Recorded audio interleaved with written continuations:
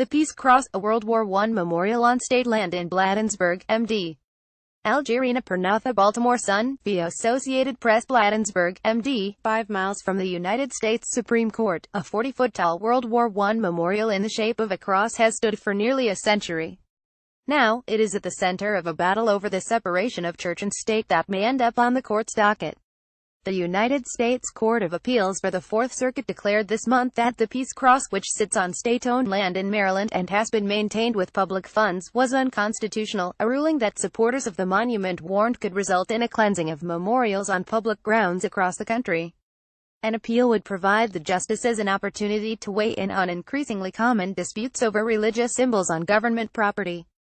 Scholars hope the case will further distill what is and is not an unconstitutional endorsement of religion. The Peace Cross, which commemorates 49 fallen soldiers from Prince George County, looms over the knotted intersection of Maryland Route 450 and United States alternate Route 1 in this old port town of 10,000 people. When the sun rises, the cross casts a shadow toward the bank of the Anacostia River, and when it sets, toward an industrial lot housing a King pawn shop and a boarded-up Kelly's muffler. The monument was erected in 1925 with funding from local families and the American Legion, but the state obtained title to the cross and land in 1961, and has spent at least $117,000 to maintain them. In a 2-to-1 ruling, the 3-judge panel declared that the Peace Cross violated the First Amendment by having a primary effect of endorsing religion and excessively entangles the government and religion. Douglas Laycock, a religious liberties scholar and professor at the University of Virginia School of Law, praised the decision. The cross asserts the truth of one religion and, implicitly but necessarily, the falsehood of all other religions, he said. Its secondary meanings, as in honoring war dead, are entirely derivative of its primary meaning as a symbol of the resurrection. If the Fourth Circuit denies a request for the full court to reconsider the panel's decision, defenders of the monument vow to take the case to the Supreme Court. They argue that the ruling sets a dangerous precedent, threatening national treasures such as the 24-foot Canadian Cross of Sacrifice and 13-foot Argonne Cross in Arlington National Cemetery, both within the Fourth Circuit's jurisdiction, as well as the Ground Zero Cross, the steel beams discovered among World Trade Center debris now on display in the National September 11 Memorial Museum. It is brooding hostility toward religion, a sort of cleansing, said Kelly Shackelford, the president of First Liberty Institute, one of the legal groups aiding the American Legion in defending the cross. We would immediately need to begin massive bulldozing and sandblasting of veterans' memorials across the country in a way that most people would find inconceivable. In his Fourth Circuit dissent, Chief Judge Roger L. Gregory, first appointed by President Bill Clinton, argued that the Establishment Clause does not require the government to purge from the public sphere any reference to religion. Supporters of the cross also argue that context is vital. The Peace Cross is displayed alongside an American flag, amid a park of memorials for veterans of various wars. Its 4 sides, they say, are marked prominently with patriotic, not religious, virtues: valor, endurance, courage and devotion. The fallen soldiers are listed on a tablet with a quote from President Woodrow Wilson. But opponents say it is hardly integrated. No other monument in the area is taller than 10 feet, and there are no other religious symbols in the park. They note that its fallen soldiers' names are rusted away and obscured by bushes. And the cross has been the site of prayer gatherings as well as Veterans Day vigils, and even such vigils are often opened in prayer. 2 past Supreme Court cases, decided the same day in 2005, may foreshadow the factors that would control the outcome in the Supreme Court.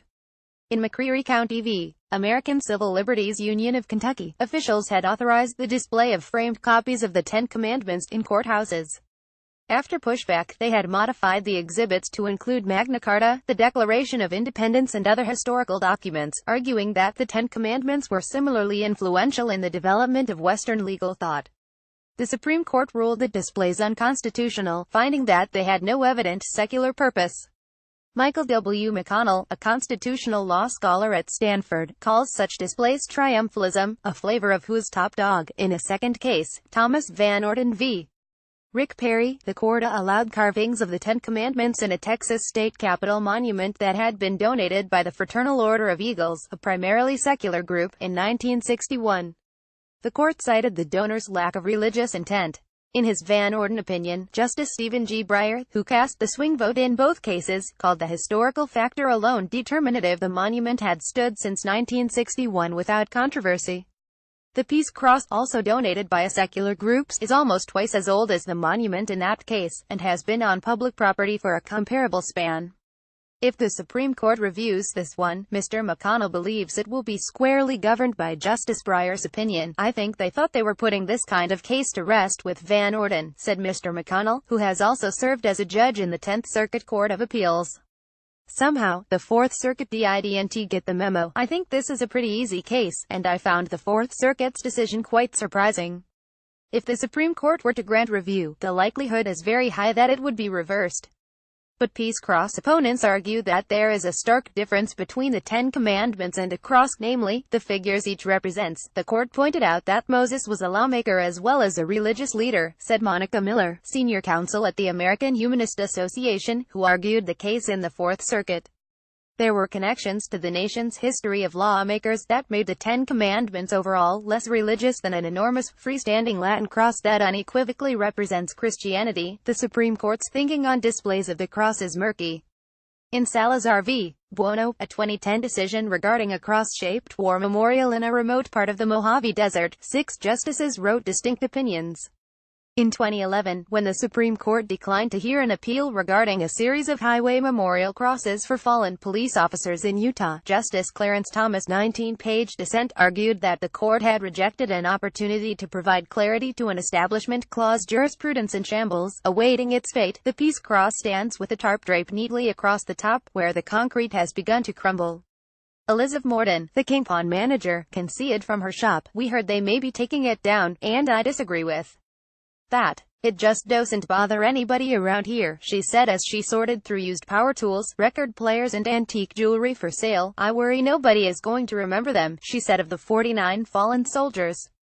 You can't remember something you cannot see.